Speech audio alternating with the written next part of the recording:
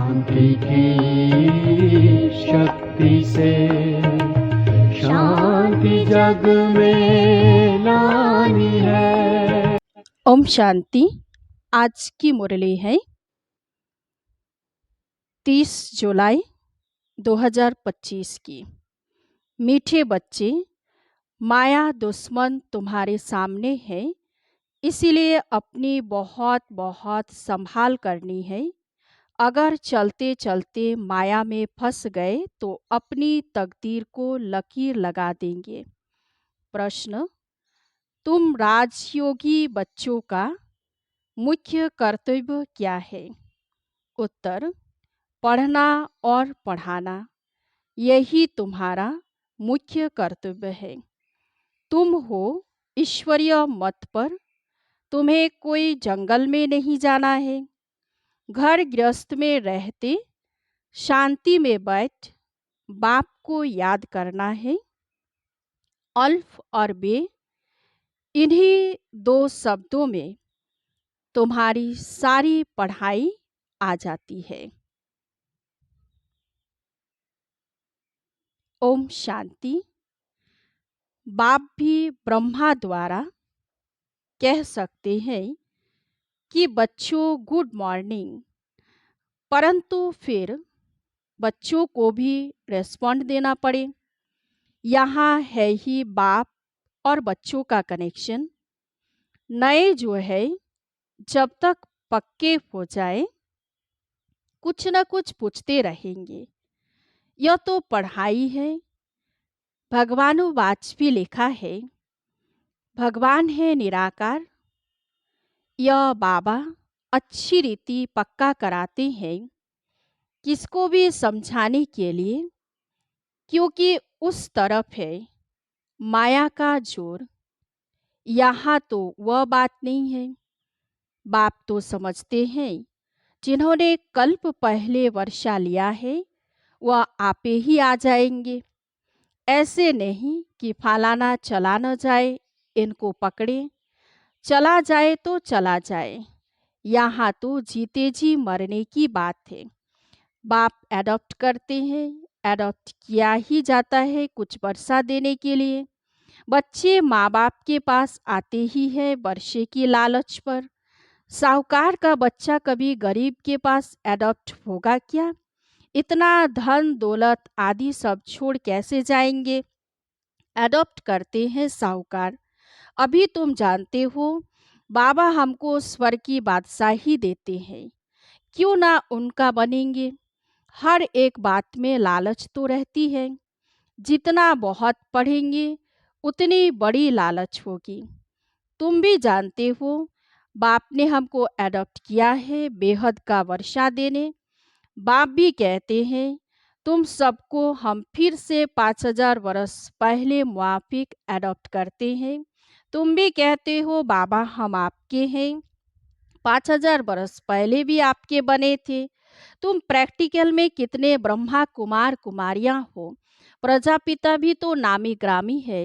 जब तक शूद्र से ब्राह्मण न बने तो देवता बन न सके। तुम बच्चों की बुद्धि में अब यह चक्र फिरता रहता है। हम शूद्र थे, अभी ब्राह्मण बने हैं, फिर देवता बनना है। सतयुग में हम राज्य करेंगे तो इस पुरानी दुनिया का विनाश जरूर होना है। पूरा निश्चय नहीं बैठता है तो फिर चले जाते हैं। कच्चे बच्चे हैं जो गिर जाते हैं, यह भी ड्रामा में नोंद है। माया दुश्मन सामने खड़ी है तो वह अपनी तरफ खींच लेती है। बाप घड़ी घड़ी पक्का कराते हैं माया में फंस नहीं पड़ना, नहीं तो अपनी तकदीर को लकीर लगा देंगे। बाप ही पूछ सकते कि आगे कब मिले हो, और कोई को पूछने का अक्ल आएगा ही नहीं। बाप कहते हैं मुझे भी फिर से गीता सुनाने आना पड़े, आकर रावण की जेल से छुड़ाना पड़े। बेहद का बाप बेहद की बात समझाते हैं। अभी रावण का राज्य है, पतित राज्य है जो आधा कल्प से शुरू हुआ है। रावण को 10 शीश दिखाते हैं, विष्णु को 4 भुजा दिखाते हैं। ऐसे कोई मनुष्य होता नहीं।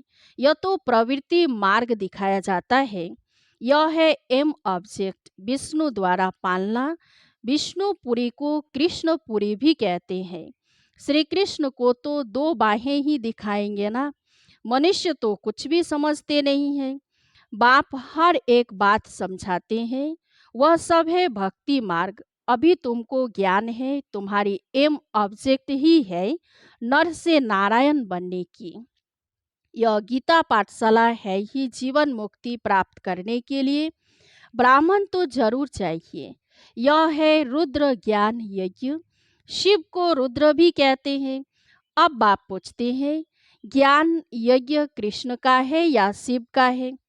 शिव को परमात्मा ही कहते हैं, शंकर को देवता कहते हैं। उन्होंने फिर शिव और शंकर को इकट्ठा कर दिया है। अब बाप कहते हैं, हमने इनमें प्रवेश किया है। तुम बच्चे कहते हो बाप दादा। वह कहते हैं शिव शंकर। ज्ञान सागर तो है ही एक। अभी तुम जानते हो ब्रह्मा सो विष्णु बनते हैं ज्ञान से। चित्र भी बरोबर बनाते हैं। विष्णु की नाभि से ब्रह्मा निकला, इसका अर्थ भी कोई समझ नहीं सकते। ब्रह्मा को शास्त्र हाथ में दिए हैं। अभी शास्त्रों का सार बाप बैठ सुनाते हैं या ब्रह्मा? यह भी मास्टर ज्ञान सागर बनते हैं। बाकी चित्र इतने ढेर बनाए हैं, वह कोई यथार्थ है ही नहीं। वह है सब भक्ति मार्ग के। मनुष्य कोई 8-10 भुजा वाले होते नहीं। यह तो सिर्फ प्रवृत्ति मार्ग दिखाया है। रावण का भी अर्थ बताया है। आधा कल्प है रावण राज्य रात, आधा कल्प है राम राज्य दिन। बाप हर एक बात समझाते हैं। तुम सब एक बाप के बच्चे हो। बाप ब्रह्मा द्वारा विष्णुपुरी की स्थापना करते हैं और तुमको राजयोग सिखाते हैं। जरूर संगम पर ही राजयोग सिखाएंगे। द्वापर में गीता सुनाई, यह तो रॉन्ग हो जाता है। बाप सच बतलाते हैं। बहुतों को ब्रह्मा का, श्री कृष्ण का साक्षात्कार होता है। ब्रह्मा का सफेद पोष ही दिखाते हैं। शिव बाबा तो है ही बिंदी। बिंदी का साक्षात्कार हो तो कुछ समझ न सके। तुम कहते हो हम आत्मा है। अब आत्मा को किसने देखा? कोई ने नहीं। वो तो बिंदी है, समझ सकते हैं ना। जो जिस भावना से जिसकी पूजा करते हैं, उनको वही साक्षात्कार होगा। दूसरा अगर रूप देखे तो मुंझ पड़े। हनुमान की पूजा करेगा तो उनको वही दिखाई पड़ेगा। गणेश के पुजारी को वही दिखाई पड़ेगा। बाप कहते हैं, हमने तुमको इतना धनवान बनाया। हीरे जवाहरों के महल थे। तुमको अनगिनत धन था। तुमने अभी वह सब कहाँ गंवाया? अभी तुम कंगाल बन गए हो, भीख मांग रहे हो। बाप तो कह सकते हैं ना, अभी तुम बच्चे समझते हो बाप आए हैं, हम फिर से विश्व के मालिक बनते हैं। यह ड्रामा अनादि बना हुआ है। हर एक ड्रामा में अपना पार्ट बजा रहे हैं। कोई एक शरीर छोड़ जाकर दूसरा लेते हैं। इसमें रोने की क्या बात है? सतयुग में कभी रोते नहीं। अभी तुम मोहजीत बन रहे हो। मोहजीत राजाएं या लक्ष्मी नारायण आदि है, वहाँ मोह होता नहीं। बाप अनेक प्रकार की बातें समझाते रहते हैं। बाप है निराकार। मनुष्य तो उसे नाम रूप से न्यारा कह देते हैं, लेकिन नाम रूप से न्यारी कोई चीज थोड़े ही होती है। हे भगवान, ओ गॉड फादर कहते हैं ना, तो नाम रूप है ना। लिंग को शिव परमात्मा शिव बाबा भी कहते हैं। बाबा तो है ना बरोबर। बाबा के जरूर बच्चे भी होंगे। निराकार को निराकार आत्मा ही बाबा कहती है। मंदिर में जाएंगे तो उनको कहेंगे शिव बाबा, फिर घर में आकर बाप को भी कहते हैं बाबा। अर्थ तो समझते नहीं। हम उनको शिव बाबा क्यों कहते हैं? बाप बड़े ते बड़ी पढ़ाई दो अक्षर में पढ़ाते हैं, अल्फ और बे। अल्फ को याद करो तो बे बादशाही तुम्हारी है। यह बड़ा भारी इम्तहान है।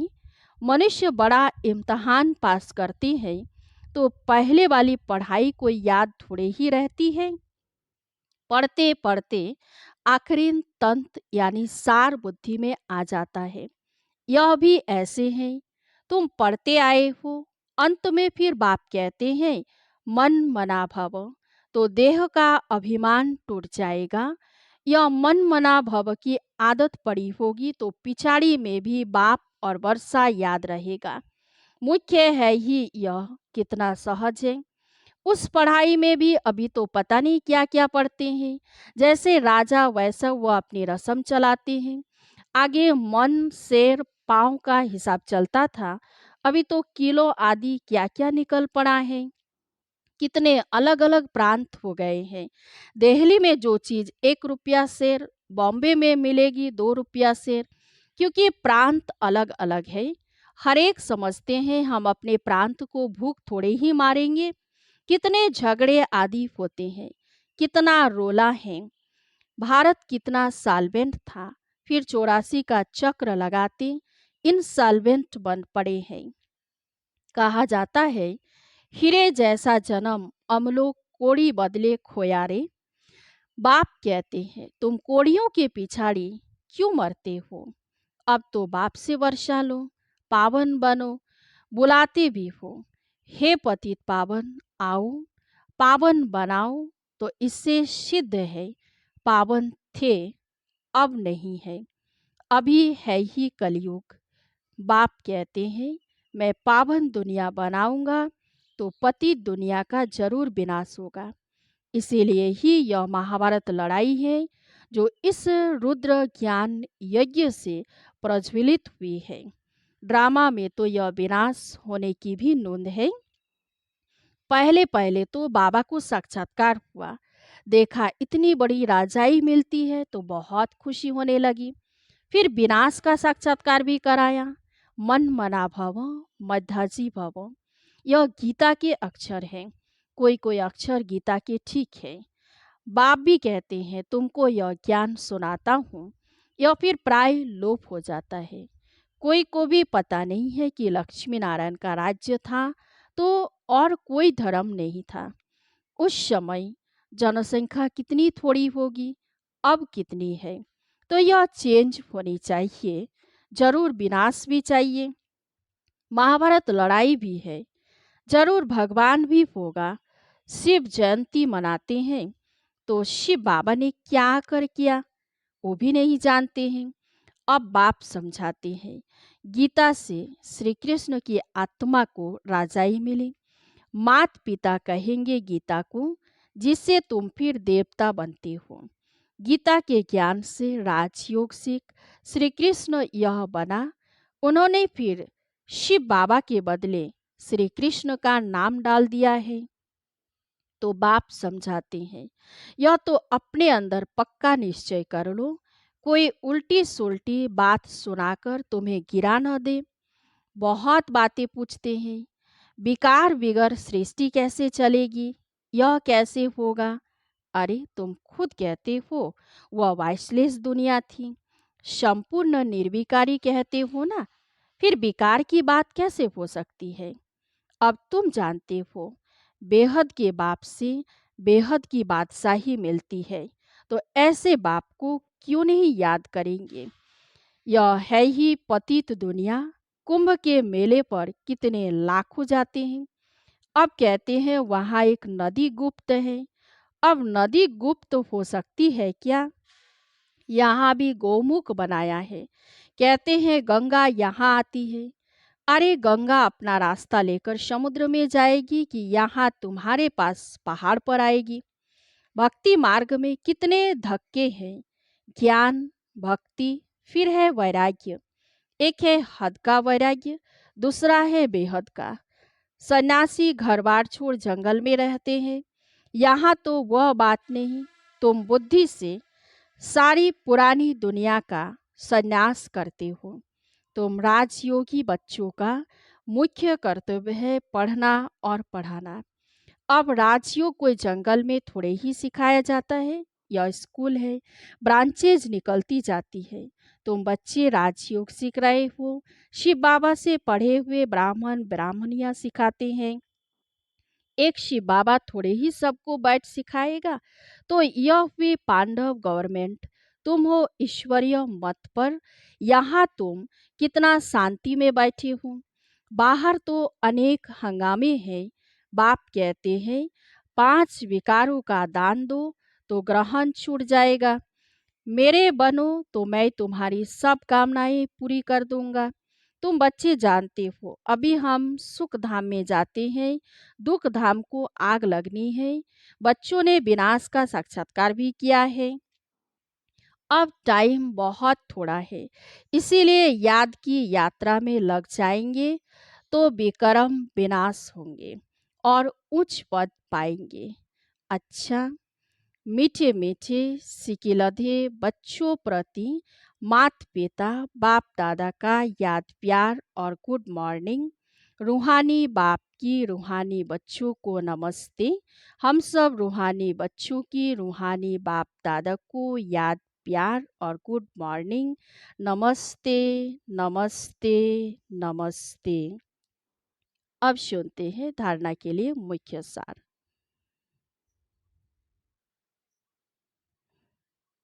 एक नंबर है, बाप के वर्षे का पूरा अधिकार लेने के लिए जीते जी मरना है, एडॉप्ट हो जाना है। कभी भी अपनी ऊंची तकदीर को लकीर नहीं लगानी है। 2 नंबर है, कोई भी उल्टी सुल्टी बात सुनकर संशय में नहीं आना है। जरा भी निश्चय न हिले, इस दुखधाम को आग लगने वाली है। इसीलिए इससे अपना बुद्धि योग निकाल लेना है। आज का वरदान, विशेषता रूपी संजीवनी बूटी द्वारा मूर्छित को सूर्जित करने वाले विशेष आत्मा भव। हर आत्मा को श्रेष्ठ स्मृति की विशेषताओं की स्मृति रूपी संजीवनी बूटी खिलाओ तो वह मूर्छित से सूर्जित हो जाएगी। विशेषताओं के स्वरूप का दर्पण उसके सामने रखो। दूसरों को स्मृति दिलाने से आप विशेष आत्मा बन ही जाएंगे।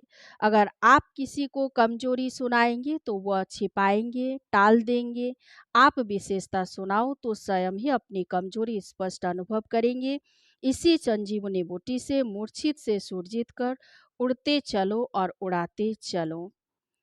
आज का स्लोगन है, नाम मान शान व साधनों का संकल्प में भी त्याग ही महान त्याग है।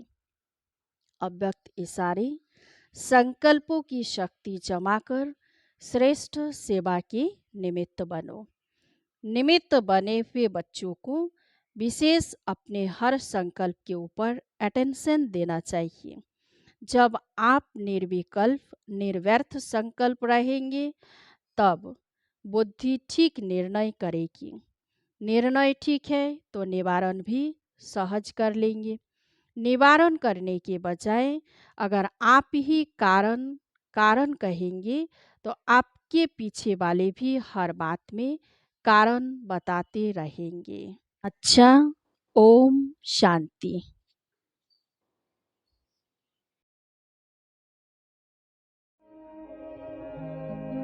शांति की शक्ति से शांति जग में